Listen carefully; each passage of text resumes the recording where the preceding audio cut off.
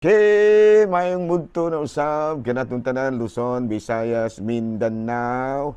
Mayong mudto Philippines, mayong mudto world, mayong mudto universe. Ada na punta mga galang ini atong tulumanon sa kahanginan C on A. C on A. Anong tulumanon sa kahanginan C on A Catechesis on. Tara, adlaw. Adlaw karon mga higala nga Sabado, no? Sabado na gyud mga higala, no? Di na gyud madugay sunod semana, katapusang semana na lang gyud sunod mga higala sa Marso 23 to 28 karon 21 pa hinuon, no? Lala no, ari kita mga higala sa ato programa sa kahanginan CONA Catechesis on Air ug ako lang gihapon kini ang inyong ubos nga alagad Reverendo Padre Edwin Academia Akap. Abi no, ari kita mahigala sa CBCP News, Balitang Simbahan ni ining kamuntuhon. North Luzon youth urged to encounter Christ and bring faith home. Sa ito pa, an encounter with Christ shall lead to bold proclamation of faith according to Archbishop Ricardo Bacay, no? Of Tugigaraw. No? Sa ato pa sa North Luzon, mahigala baguhay pamanggod, doon ay nahitabo nga panagtigom sa mga batanon. Mabuna nga si Archbishop Ricardo Bacay niingon nga himamata gyud si Kristo. Try to encounter Christ when you bring them home. Bring it home. Bring faith you in at home. No? Sa ato pa, kuan kina importante kanang mahigala no nga diha bitaw sa misa ba para sa kabatanon no. For example, kanang musimba ka, encounter Christ when you hear Mass. No? Kanang bitang i-encounter yun si Kristo diha sa imuhang pagsimba, kanang mag-Bible sharing, kanang inyuhang tanan nga mga kalihukan sa simbahan. Encounter Christ in it. And then, pag human, bring it home. Muna, importante gina. No? Muna, gisulti ni Archbishop Ricardo Bacay ang obispo sa Tugigaraw. No, Diocese of Tugigaraw, no? Encounter gyud kanang imo yung himaton ba? Usahay man god, kanang usimba ta usahay out of kana bitang murag basta kay ganahan ra ka no? Out of compliance ba nga kinahanglan magutang musimba kada Domingo, kinaaman lagi na no, kan man jud na siya, tulumanon man na siya, Sunday obligation, musimba na lamang punta. Pero ang problema kung wala nimo ma-encounter si Christ sa imong pagsimba. So unsa may imong dadon pagpamauli? Wala. Wala matingala ka usahay manghigala ka. Mura makaingon ka nga sige man taning gasimba ning babayhana nya nga wa man jud taon mausob ning kinaiyahan. It is because they haven't encountered Christ. No? They haven't encountered Christ when they hear Mass. Muna nga pagpamauli wala gyud in taon madala. Wala madala si Kristo. Muna ang taga North Luzon youth, giingnan gyud nga encounter Christ and bring faith home. Dad agyod i-encounter si Kristo, kunya dad agyod si Kristo sa inyong pagpamauli. Ayan no, sa inyong kinaiya. Okay, klaro hanin dot sa ni. Ako ganahan kay ko ini mahigala na ako ning i-blow up ning gisulti ni Archbishop Ricardo Bacay, encountering Christ. And then number 2, Vatican, Pope Leo XIV on Sunday urged those people responsible for the escalation of war in the Middle East to declare a ceasefire and open path of dialogue. No? Warning that violence can never lead to justice and peace. So muna nga nanawagan si Pope Leo ngadto, of course kang Netanyahu si President Netanyahu ug si President Trump nga kana bitawng kanang naingon siya nga kana bang responsible for the escalation of war in the Middle East nga kung palihog lang no i-ceasefire na ninyo no kay matud pa niya maoy ipatigbabaw ang diplomatic dialogue. If diplomatic dialogue ba kay matud pa niya ni warning ang talahuron nga kuan ba Santo Papa nga violence can never lead to justice and peace. Matud pa niya no nga kung maudyo atong ipatigbabaw ang giyera it can never lead to justice and peace. Wa gyud na kalinaw nga mahitabo. Ana no? So muna ang panawagan usab sa atong talahurong Santo Papa. Ari na ta mahigala sa ato ang catechism. Ay, Saint of the Day pa ta. Nakuha na ba to atong Saint of the Day? Okay, ato sa tanawon di mahigala ha. Saint of the Day. Saint of the Day. Si San Arcangelo, o matud pa diri Arcangelo sa paha Tadini. San Arcangelo Tadini. Natawo kini siya ni adtong 1846, unya namatay ni adtong 1912. Unya usa kini siya ka ordinando nga pare, na ordained priest, unya founder of the Congregation of the Holy House of Nazareth. Unya canonized by Saint Paul II. Saint John Paul II niya up to baguhay pa lang April 26, 2009. No, so karong adlaw mga higala ha. Gihinumduman nato si San Arcangelo Tadini. Hala daw padayon ta mga higala. Mao kadto ang ato ang ari na ta sa ato ang catechism. O catechism na ta mga higala. Abi dong kagahapon mga higala ato ang gitan-aw ang psychological effect. No, psychological effect if we devote ourselves to Mama Mary. No, karon na nita sa laing topic maghala, no? Ari na ta sa laing topic. Okay, no? Pagtarong adlaw may gala ha, Sabado, Pitsa 21, niining bulan sa Marso. Okay. Another topic for Catholics. Kini importante ni. Kaya nagkabalagita na nagkisgot malagitag encountering Jesus. Nga bring faith at home. For Catholics, who is Jesus? Ang latong mga Katoliko, kinsa ba gyud ni Jesus? Of course, number one is He is the Son of God. Kaya doon nabiyay uban nga mga Kristohanon, mga higala nga nagtawag sa ilang kaugalingon o Kristohanon, pero wala mo ila kang Kristo nga Dios.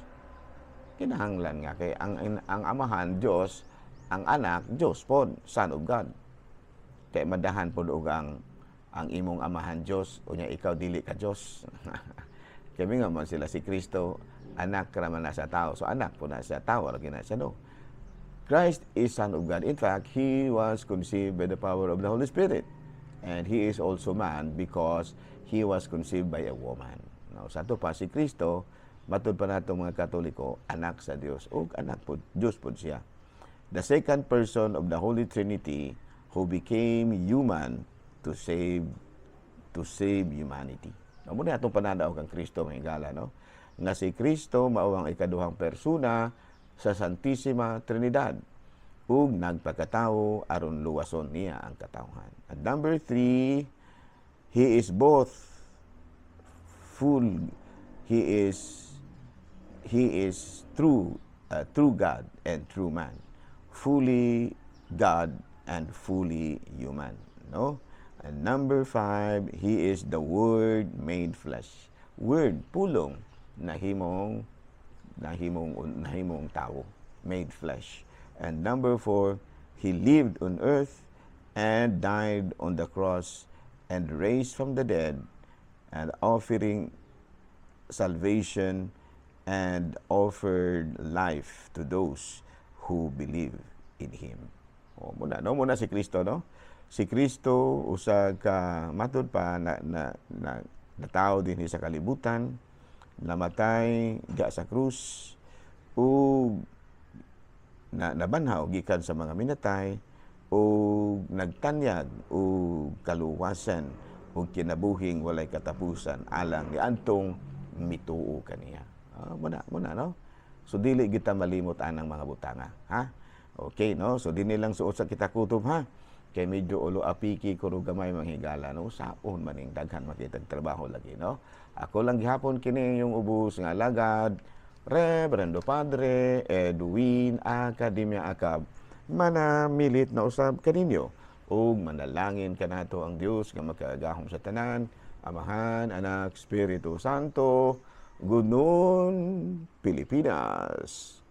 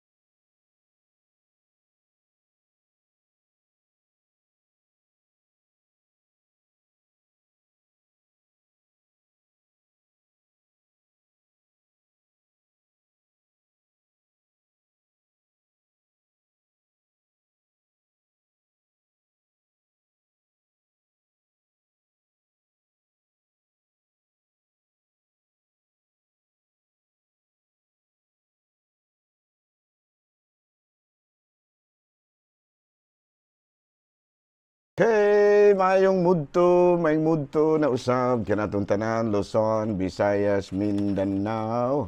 Mayong mudto Philippines, may mudto world, may mudto universe. Ada na punta mga higala, din ang atong tulumanon sa kahaginan C.O.A. Catechesis on Air. Ug ako lang gihapon kini mga higala inyong ubos nga alagad, Reverendo Padre Edwin Academia Acab. Abi no adlaw na usab karon nga Lunes, Biyernes mga higala, pizza 20 na kini sa bulan sa Marso. No, kagahapon mga higala, no, successful ba po din taon ang piyesta kagahapon sa Tampukon 1, no? Usa sa mga barangay diri sa Amuas Ayungon, no? Successful po din taon mga higala, o walay kakulian, maayong tiyempo, fully supported po sa mga barangay officials, so maayo kayo. So at least walay problema, makaingon kita mga higala, no, nga walay problema. Nindot kaayo ang resulta. Nindot man gud mga higala, no, nga tabangan gyud ba ang kalihukan sa usa ka barangay, sa usa ka lungsod, sa usa ka nasod. Mas maaygo nga dunay gid one common agendum, no, development. Mura gid ano, spiritual and physical, no. Kanang yung common agendum